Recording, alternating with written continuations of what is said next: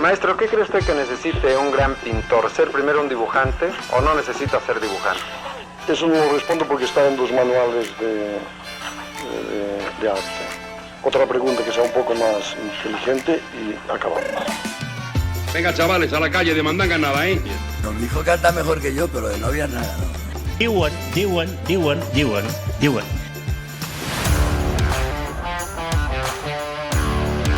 Artículos de costumbres. Aquest cop, entrevistes a fons. Amb Joel Montoya. Programa patrocinat per Almazcara Mahara. Un vi autèntic, un vi per disfrutar.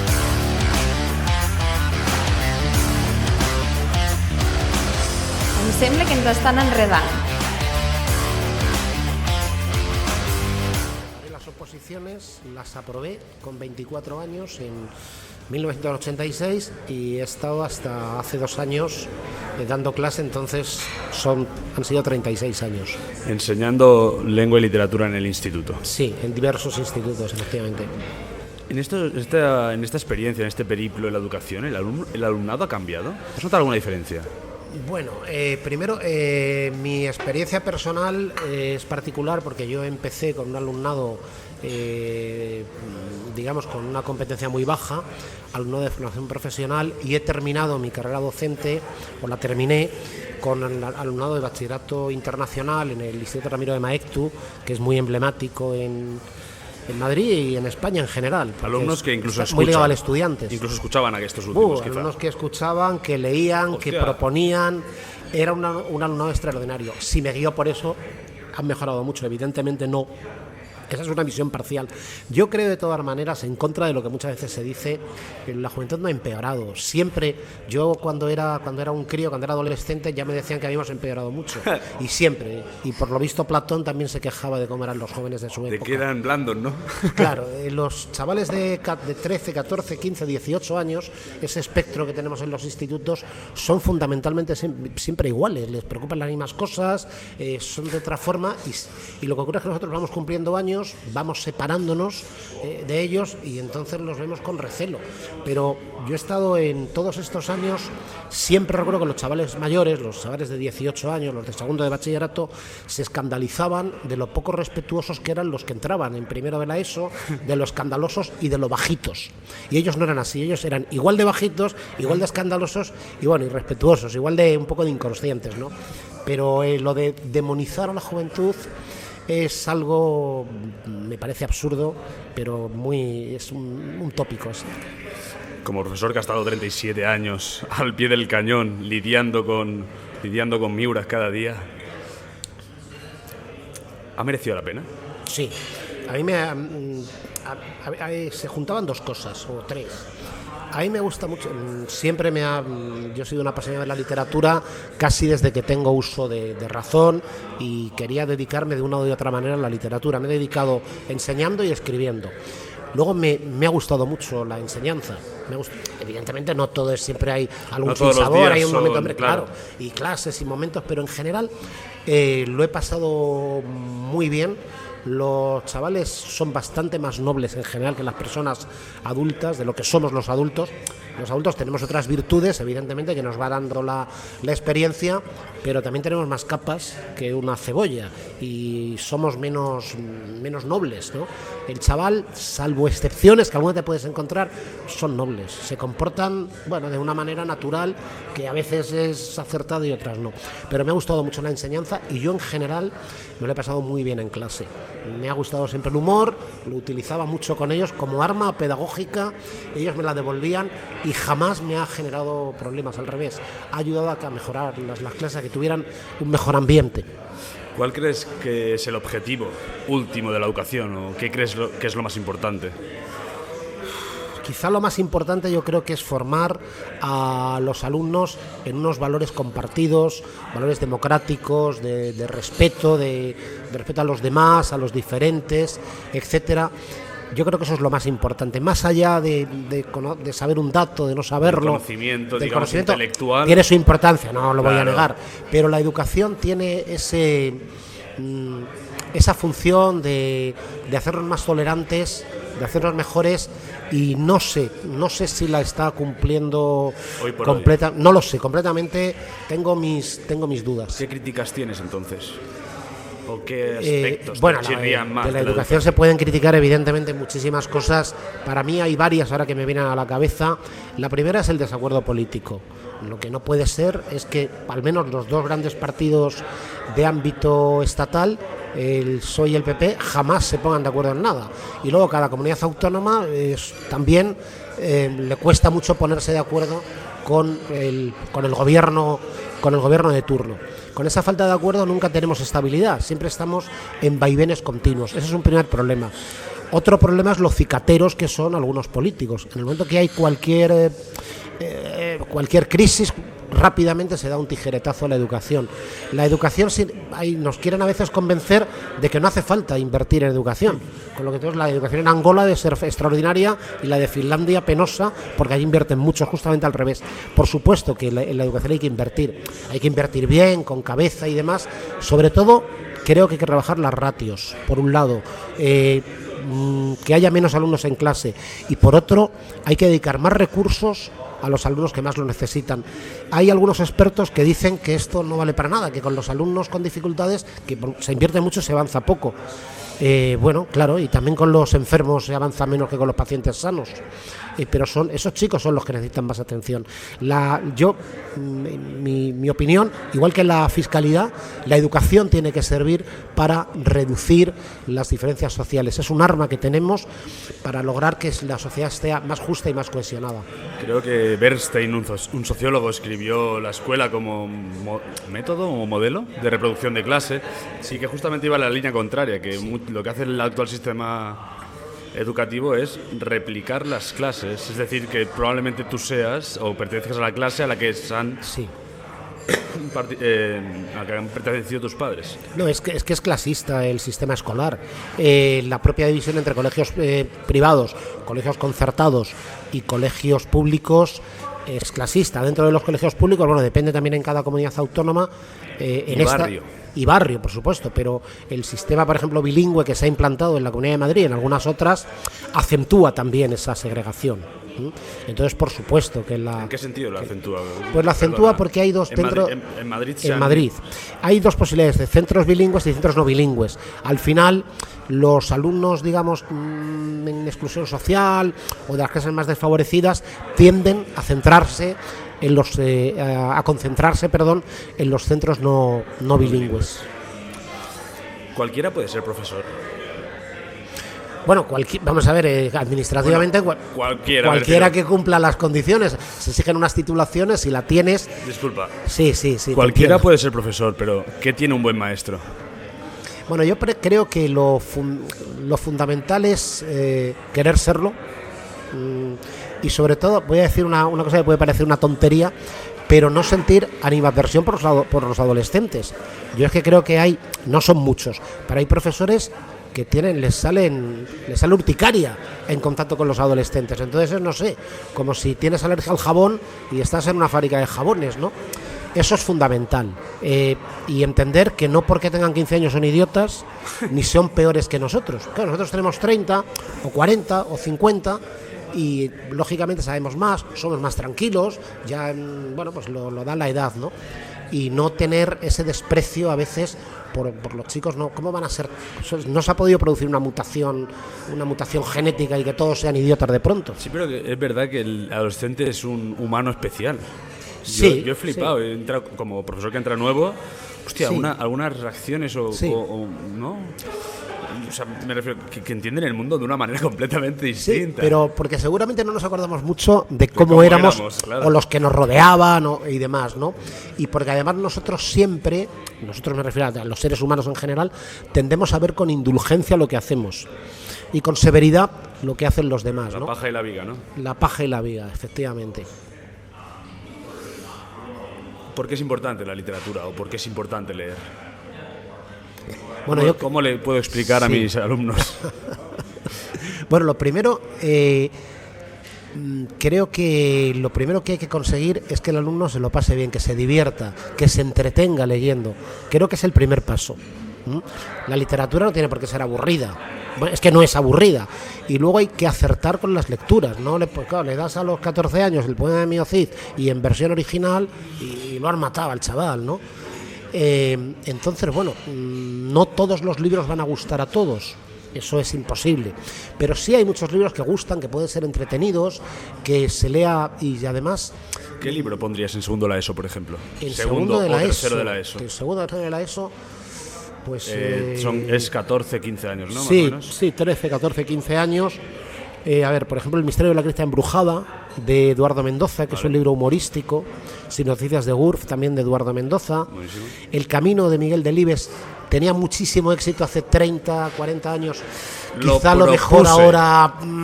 allá podía haber un cambio, el lenguaje, el mundo rural. Que propuse este libro Sí. hace una semana para Sí. el segundo de la ESO y me dijeron es demasiado. Es demasiado. Bueno, ¿Se está rebajando demasiado el nivel con la No. literatura infantil? Bueno, a ver, yo no soy un entusiasta de la literatura infantil y juvenil, de la escrita ex profeso para alumnos de esa edad. Hay cosas buenas, no lo voy a negar. Yo prefiero, en la medida de lo posible, que lean aquello que puede leer un chico de 14 o 15 años que no se ha escrito especialmente para él. No sé, pues Bajarse al Moro, la obra de teatro de José Luis Alonso de Santos. Es una obra que puede leer un chaval en tercero de la ESO y que la puede disfrutar. Estoy pensando en otras obras de teatro. Historia de una escalera de Bueno Vallejo. Todo Molière, todo Plauto. Claro, bueno, sí, por supuesto. Sí. Pero que hay muchas obras que pueden leer y no hay por qué recurrir a la literatura juvenil. No está mal, se puede recurrir también, pero no de manera única ni exclusiva. ¿Te ves con corazón de explicarme la historia de la literatura española universal? Yo creo que universal, pero Sí. la historia de la literatura universal, desde la Odisea hasta cierto punto, en 5 minutos. En 5 minutos, madre mía. Bueno, en 5 minutos o los que necesites. No sé. ¿Cómo entiendes, Pues vamos a ver. ¿cómo entiendes tú la literatura y la evolución de la literatura? Sí. Yo creo que la literatura nace siempre, o bueno, parte de la literatura, de una insatisfacción con el mundo que siente el escritor. La literatura, desde la literatura griega, maneja unos temas que más o menos se han mantenido inalterables durante 2000 y pico años, ¿no? Los celos, el amor, el deseo, el poder, eso se ha ido transmitiendo de generación en generación y de cultura en cultura. Tras el largo periodo de la Edad Media, que es oscuro, pero que también tiene algunas cumbres, bueno, aunque ya estamos saliendo de la Edad Media, llegando al Renacimiento, el Decamerón de Boccaccio, el Cancionero de Petrarca, La Divina Comedia. la Divina Comedia. De los tres yo me quedo, bueno, yo es que soy devoto de Petrarca y de su Cancionero. Yo creo que Petrarca es el poeta sin duda más influyente de la literatura occidental, y después yo diría que Baudelaire, pero ya a distancia porque es del 19 y demás. Y el Decamerón, a su vez, es quizá el libro más influyente junto con el Quijote de la narrativa occidental. Creo que esos dos ¿Pones por encima de estos dos a la Divina Comedia? No pongo, a ver... No por encima, me refiero a nivel de influencia. Sí, yo creo que la Divina Comedia ha tenido menos influencia. ¿Y a nivel de calidad? Hombre, a nivel de calidad, a ver si puedo, no tengo ya compromiso con nadie, no me tengo que justificar ante mis alumnos. Yo leo con mucho más gusto El Cancionero o el Decamerón que la Divina Comedia. La Divina Comedia es un libro extraordinario, excelente, pero no me produce, digamos, no me llega a la piel igual que me llega Petrarca o me llega Boccaccio. Ahí yo creo que están las fuentes en los tres, también la Divina Comedia, las fuentes de la literatura moderna. Luego el Quijote, y luego también una importancia decisiva tiene Shakespeare. Shakespeare recoge todos los temas de la literatura griega, están todos. Sí, aparte, reinventa. Aparte de la estilización de su estilo, efectivamente, ahí está en Hamlet, en Macbeth, en Romeo y Julieta, todos esos temas. Y luego está la contra, digamos, la segunda cara, sí. Shakespeare es el haz, sería el embés Molière. La comedia, una literatura lúdica, satírica, etcétera, que también tiene mucha importancia. Y luego, como el recorrido tiene que ser rápido, saltaría al sí. No. Bueno, más o menos, por no estar. Pero vamos, Tómese su tiempo. Me voy a saltar a Goethe, que me cuesta más trabajo inscribirlo en un orden universal, y voy a llegar al siglo XIX. En el siglo XIX se producen dos grandes fenómenos. Por uno, la poesía. Es el gran momento de la poesía, sobre todo, bueno, en Inglaterra, pero sobre todo en Francia, ¿no? Se produce fundamentalmente con Baudelaire, se había producido también antes con los románticos ingleses, con Keats. Se produce un cambio de sensibilidad. Tómese su tiempo. No, a mí me gusta, o sea... Y luego la novela. Yo soy un apasionado de la novela del 19. Aquí en España tenemos grandísimos ejemplos, Galdós y para mí sobre todo Clarín. Yo creo que La Regenta es una de las grandes obras de la literatura española, pero también, claro, en la literatura europea, Flaubert, Dostoyevsky, Tolstoy, Esa de Queiroz, un autor portugués un poco arrinconado, sí, porque cometió el pecado y el error de ser portugués. Si ya ser español, ya no te digo ser catalán, ¿no? Que tienes el problema de la lengua, que es una lengua más minoritaria, más difícil de salir al exterior. Si ya ser español es un error, ser portugués es un error doble, porque la posibilidad de tener trascendencia, si esa de Queiroz hubiera sido francés, seguramente habría sido un autor mucho más reconocido. Bueno, realmente portugués está Saramago y sí. el otro que... Bueno, Pessoa. Saramago, Camões, Pessoa, sí, no Lobantunes, no hay. Y en España a Portugal lo miramos con desdén.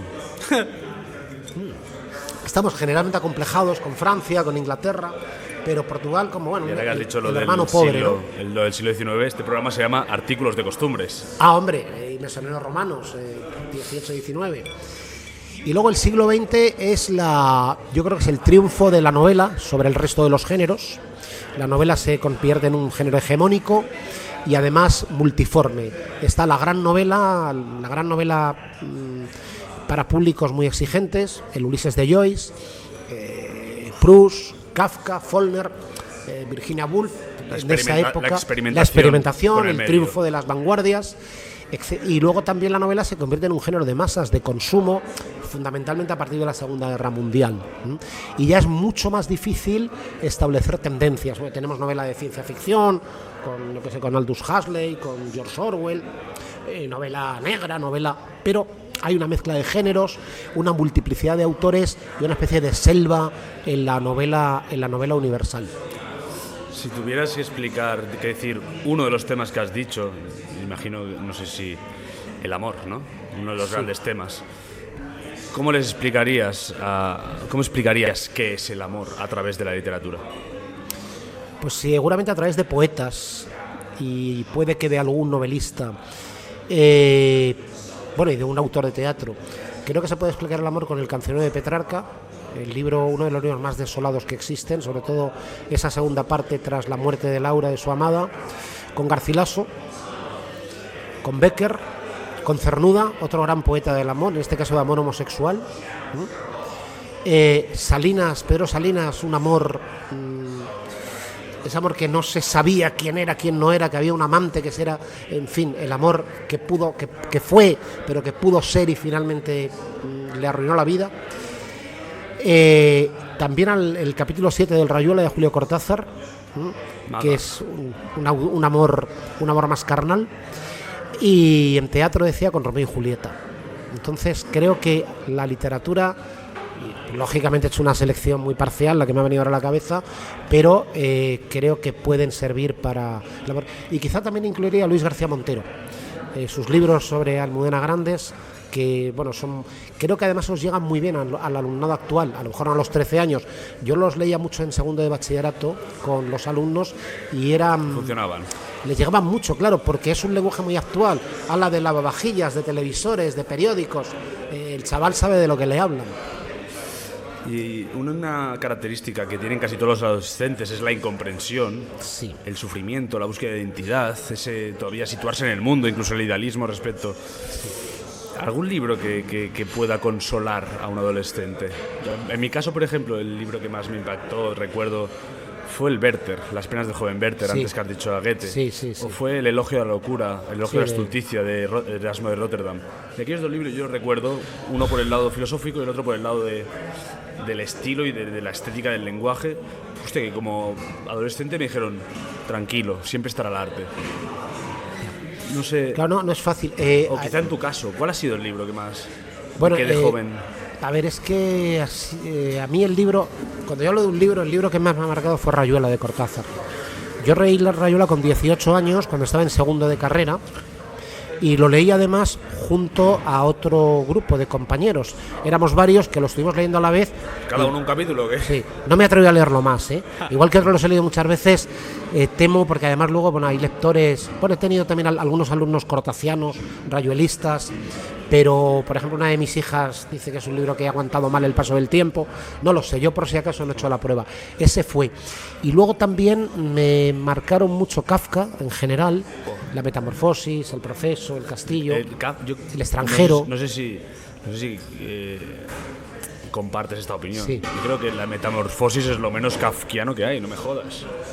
¿Por qué? Lo más metamorfosis lo más kafkiano es El Castillo, Sí, hombre, El Proceso. el- Pero me refiero a que esa extrañeza del lenguaje, ese no saber en qué mundo estamos flotando, eso no lo tiene La Metamorfosis. Hombre, o al menos se convierte en un bicho, que tampoco es decir, en un mundo totalmente reconocible y real ocurren cosas que son fantásticas, y esa es la raíz de la literatura fantástica. Sí, no, el objetivo kafkiano evidentemente es fundamentalmente El Proceso y el Castillo, y El Proceso sobre todo. Un tío, a Joseph K., que le acusan y nunca llega a saber por qué, pero está acusado, y es un poco la metáfora del hombre contemporáneo. Antes decía que Petrarca y Baudelaire eran los poetas más influyentes de la historia de la literatura. Creo que Kafka es, el novelista más influyente del siglo XX, sin duda alguna, el que más ha influido después en la literatura. Hay un antes y un después de Kafka, para mí más que de buscar Joyce. lo dices en el sentido de buscar los límites incluso del no sé, los límites de la literatura, los límites del lenguaje, los límites del lector, casi. Sí, y ese cuestionamiento de la realidad, de lo real, esa mezcla de lo real y lo fantástico, etcétera, ese concepto de lo kafkiano, de una manera o de otra, vertebra, no digo a todos, pero a muchos autores posteriores. Otro clásico de los alumnos que acabarán estudiando literatura, filosofía y tal, es el tema del existencialismo. Sí, hombre, claro. El quién soy. Claro. En ese sentido, novelas de este tipo, existencialistas, que te hayan... No sé si sería el término existencialistas, pero novelas que te hayan hecho preguntarte por el yo o por el sentido de la vida. Sí, por ejemplo, El Lobo Estepario, de Hermann Hesse, Hombre. que lo leí por ahí con 16, 17 años. Esta hay que recomendarla para esa edad. Es una novela que me llegó especialmente por el tema que trata, ¿no? Hermann Hesse, mira, ahora que hablas, ¿qué te parece Hermann Hesse? Pues mira, me ocurre con Hermann Hesse como con otros autores, que hace tantos años que no lo leo. A mí me gustó muchísimo El Lobo Estepario. Luego he leído alguna cosa más de él, nada me volvió a gustar igual. Bajo las ruedas, Siddhartha. El Lobo Estepario, a mí todavía me acuerdo de un personaje de Rosa Kruger, que era una chica a la que había visto así, estaba como enamorado de ella sin haberla visto casi. Y eso a los 16 años me pareció, no sé, me sentí identificado, ¿no? Un poco como Neruda, que... Bueno, y como Baudelaire. ¿Quién no se ha enamorado en el metro de la claro, que... Hombre. Claro.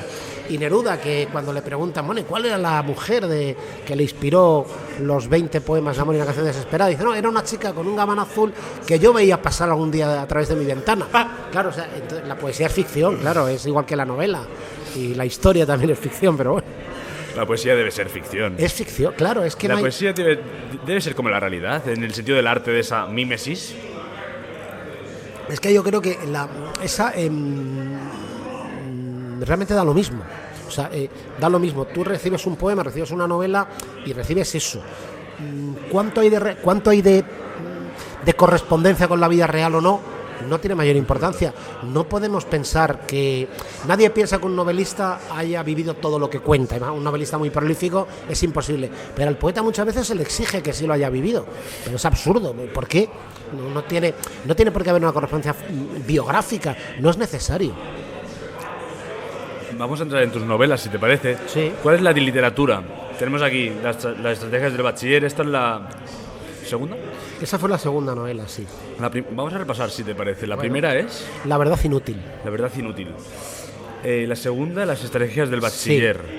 Sí. ¿La tercera? La tercera, que ganó el premio Andalucía y se publicó en Alfaguara, el último viaje de Eliseo Guzmán. El último viaje de Eliseo Guzmán y ganó el premio Andalucía. Sí. ¿La cuarta? Y la cuarta, joder, se me ha olvidado. La noche marcada. La noche marcada. que también obtuvo un premio ya de menor relevancia, también. Esa fue la cuarta. Y aunque has hecho cuentos, editado a otros autores también, colaborado con periodistas, la quinta es Los silencios del capitán. ¿Podrías reconocer algunos símbolos? Yo evidentemente no he podido leerlo. ¿Podrías reconocer algunos símbolos de tu obra? En Los silencios del capitán, sí. O que cruce, o qué temas te obsesionan. Bueno, yo creo, sí, voy a Esto es interesante. Ha habido, yo creo que ha habido un cambio, una evolución, es normal. Algunas novelas tienen ya casi 30 años, ¿no? Digamos que lo que he ido adelgazando, no sé, iba a decir purificando, pero a lo mejor es muy pretencioso, adelgazando el estilo, ¿eh? Un estilo más lleno de ornamentos, lo he ido, bueno, pues simplificando, buscando una expresión más desnuda, más precisa. En cuanto a los temas, siempre me ha interesado la fusión de lo público con lo privado. Alguna novela, y esta novela, Los silencios del capitán, la que está recién publicada, fusiona en cierto modo lo público, fusiona lo público con lo privado. Los protagonistas son aquellos militares que en las postrimerías del franquismo fundaron la Unión Militar Democrática. Se fundó en Barcelona en 1974 y eran capitanes y dos comandantes también, Juli Busquets, que era barcelonés, y Luis Otero, madrileño, que combatían secretamente contra el franquismo, siendo militares profesionales, y arriesgaron su vida profesional y de hecho muchos la perdieron. A 10 de ellos, un año después, los detuvieron. Jugaban del doble rasero. Bueno, ellos eran militares profesionales, pero de ideas democráticas. Estaban en el otro lado. Y lo que querían era fundamentalmente extender esas ideas democráticas para que el día que muriera el dictador no se produjera un golpe de Estado involucionista, que el ejército, por lo menos en ese nivel de oficiales, en el que ellos eran gente en torno a 40, entre 30 y 45 años, pues extender esas ideas para hacerlo inviable, es decir, lo llamaron mojar la pólvora, ¿no? Entonces, hay uno de estos militares, Evaristo Lozano, que puede ser un personaje real o un personaje inventado, que es uno de los protagonistas de la obra. De todas maneras, da igual si es Da real igual, o si inventado. da exactamente igual. Si la sustancia es la misma. Junto a un escritor que puede coincidir aparentemente conmigo, pero aparentemente solo, que encuentra unos diarios de su padre, que su padre era militar de los servicios secretos. Un segundo. Sí. Problemas del directo, decías que Nada. encontraba unos Sí, diarios. diarios de su padre, que había formado parte de los servicios secretos que habían perseguido a los militares democráticos, unos diarios donde hay actividad. En esos diarios se refleja actividad profesional y también actividad privada, porque persigue a uno de estos militares, a Evaristo Lozano. El escritor se pone en contacto con Evaristo y a partir de ahí se desarrolla la novela, tanto en la actualidad como en aquella época. Se recrea aquella época del 74-75, el año de existencia de la Unión Militar Democrática. Siempre es más interesante lo privado que lo público, ¿no? Yo creo que es muy interesante, sí, o más complejo hasta cierto punto. Pero sobre todo cuando lo privado con lo público, con lo histórico quizá, ¿no? Se conecta lo privado con lo histórico. Porque lo privado, a ver, ya es casi un tópico, ¿no? Que lo privado es político, y es verdad, que lo privado también es político. Pero lo privado y lo histórico dan mucho juego en la literatura, esa conexión entre una cosa y otra. Y yo he tratado, no sé si con acierto o no, de conseguirlo en Los silencios del capitán, tratando una cosa que me horroriza, aburrir al lector, ¿eh? A ver, no se trata de rebajar las exigencias, pero tampoco al lector se puede, yo creo que se puede decir... ¿El lector ha cambiado? El lector ha cambiado, pues no lo sé, pues no los conozco bien los lectores, ¿no? Yo creo que ese llamado público, ¿no? ¿Dónde van las gentes? Puede ser que sí, que haya cambiado. Quizá hoy hay más lectores que nunca. Es verdad que también, no sé si a lo mejor lo tenemos mitificado, la época en que había 10.000 lectores que lo leían todo y lo sabían todo, y ahora parece que nos hemos nivelado un poco hacia abajo, no hay esos 10.000 grandes lectores, puede que los siga habiendo, pasa que hay otros 200.000. Es lógico que hasta cierto punto, ¿no?, lo que llamamos democratización, cuando se refiere al arte, sí. Y a lo mucho, acabe siendo mediocratización. Evidentemente, si te extiendes mucho, es posible que eso se produzca, es posible. Pero yo creo que hay lecturas para todo el mundo, para públicos muy distintos. Es que no hay un público solo. Esta es una buena reflexión. ¿El mundo editorial cómo es? ¿Cómo lo has vivido? ¿Cuál es tu experiencia con él?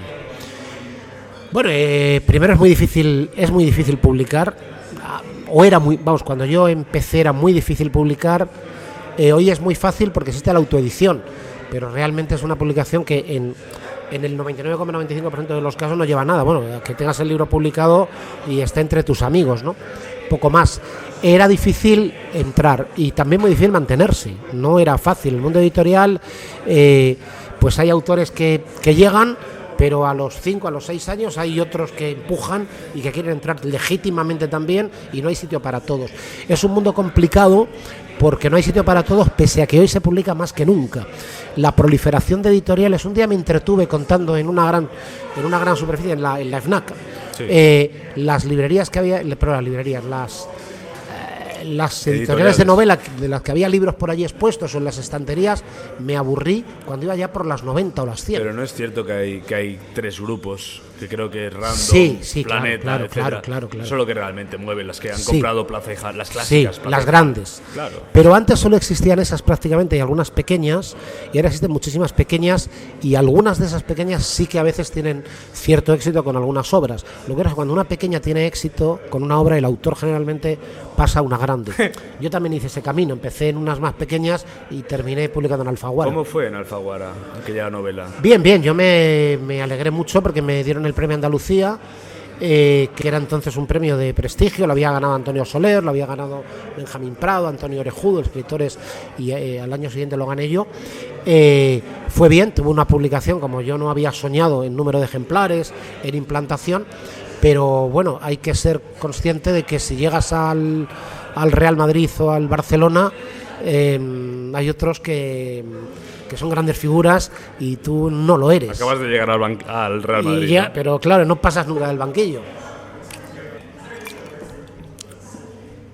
¿Cuáles dirías, entrando ya otra vez de nuevo en tu obra, cuáles dirías que son los preceptos estéticos de tu obra? ¿Dirías que es más, no sé, realista, más, según lo que me cuentas, tiene un punto histórico, pero hay esa subjetividad del romanticismo, hay ese realismo del 19, hay esa expresión estética de las vanguardias? Yo diría que es una literatura fundamentalmente realista, no reproductora de la realidad, realista, pero no hay una pretensión de reproducir la realidad tal y como es.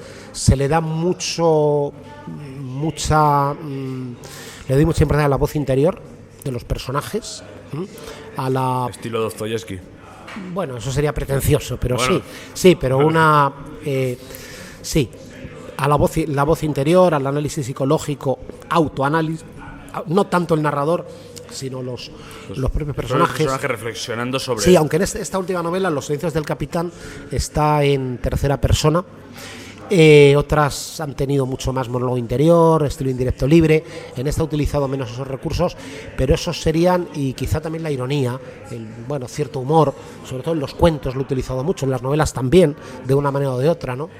Y siempre hay sin que sea algo explícito, ni hay crítica social, yo creo que no podemos ser neutrales, ¿no?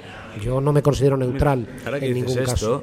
Justo esta mañana, en la entrevista que tenía esta mañana, le comentaba que la intelectualidad ya no hierve, la intelectualidad de izquierdas o la intelectualidad ya no tiene ese caldo de cultivo de ese es que no sé la palabra, pero ese compatriotismo, ese comunitarismo, esa intelectualidad preocupada, esa cultura latente.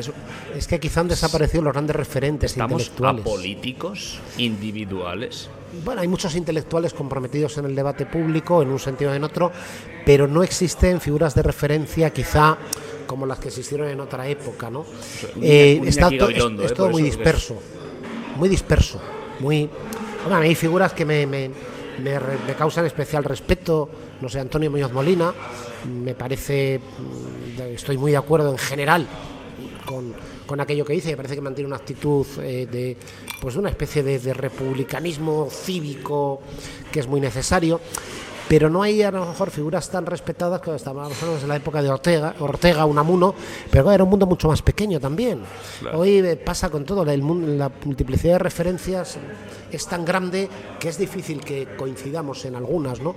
Y no existe aquello que fue, para bien o para mal, el escritor nacional. Yo recuerdo que Camilo José Cela salía en la tele en los años 60, 70... Incluso diciendo cosas extrañas. Diciendo lo que fuere, el escritor nacional, para bien y para mal, porque también yo le respeto mucho como escritor, pero su figura pública por la literatura creo que no hizo demasiado. Casi la trivializó. Si tuvieras que rescatar, imagínate que eres el Quijote. Si tuviera, perdón. Imagínate que eres, Alonso Quijano. Sí. Si tuvieras que quemar todos los libros, ¿qué 3 salvarías? Uy, madre mía. Buena pregunta, ¿eh?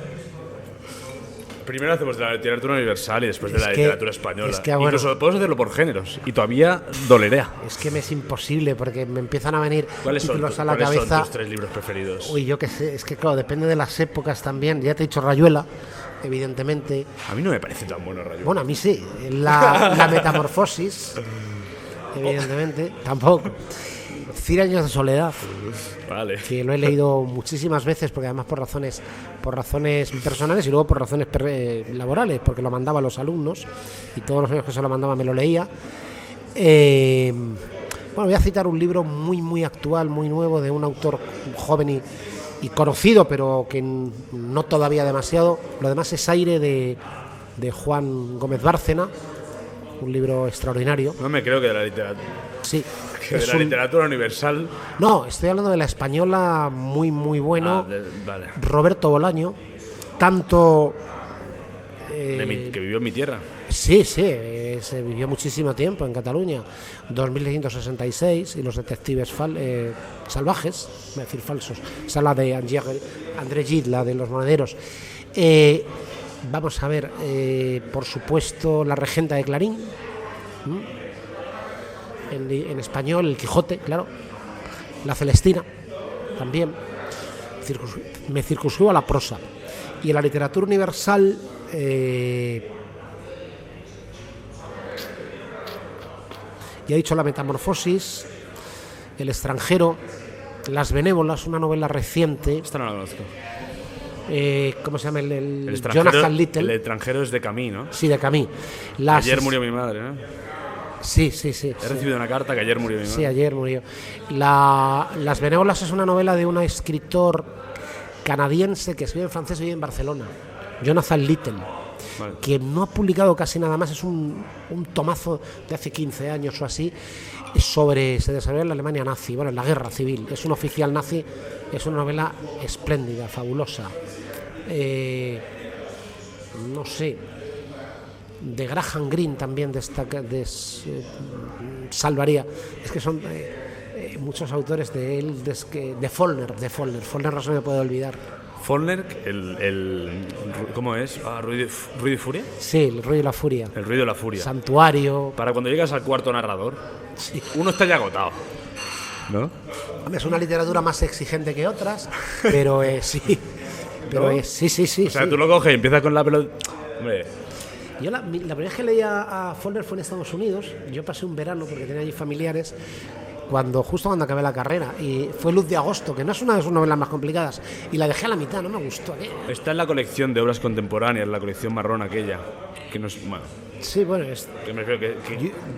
leían unas de Bruguera, libros de B, y 4 o 5 años la volví a coger y dije, bueno, pero yo soy imbécil, o sea, si esto es buenísimo, ¿no? Y a partir de entonces Follner pasó a ser uno de mis autores de cabecera, pero hace ya muchísimos años que no lo leo.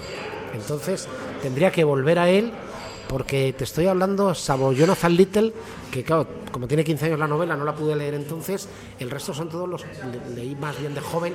Algunos como Kafka lo he leído, y a Camus los he releído con cierto hábito. Madame Bovary también, la de Flaubert, es buenísima, que creo que es otra obra. Dicen que Flaubert no aprendió a hablar hasta los 9 años, porque estaba embobado con el sonido. Sí. Pues esas novelas son tan... Hostia, tío. Sí, Flaubert. Pues lo dejamos aquí. Merece la pena leer.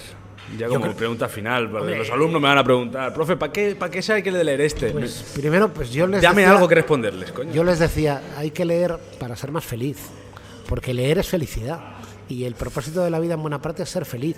Yo les decía, yo en clase lo primero que quería siempre es que se lo pasaran bien. Digo, no, si os aburrís, esto no vale para nada, hay que pasárselo bien y además aprender. Y ya, y al final sacas buenas notas, como has aprendido. Cuidado con esto que se cae en... Yo, tío, tengo cierto recelo con esto porque a veces me da la impresión de que jiji, jaja, bueno, y hay un profesor de jiji, jaja, soy profesor de literatura y yo mismo no he leído ni siquiera el Quijote. Esto no puede ser. O sea, jiji, jaja y conocimiento, las dos cosas. Hombre, claro, pero es que no, es pasárselo bien para aprender. Ya. Y luego aprender pero es que a veces se queda para sacar buena nota. con el... No, y leer vale para ser más feliz, porque eres más feliz, pasas muy buenos ratos en la vida. Y luego también una cosa muy importante, leer sirve mucho para ligar, que eso a los adolescentes les llega mucho, sí. Porque tienes conversación, puedes hablar de cosas. Y yo le digo, eso hay que aprovecharlo, ¿no? Esto también se lo digo. Cuando les dices eso, se te queda mirando y digo, ¿será verdad que este señor tan mayor tiene un truco para ligar? Dado la situación actual, leer sirve para... O sea, si tú no lees, tú puedes ligar. Sí, hombre, claro. Pero si tú lees, puedes ligar con absolutamente todas.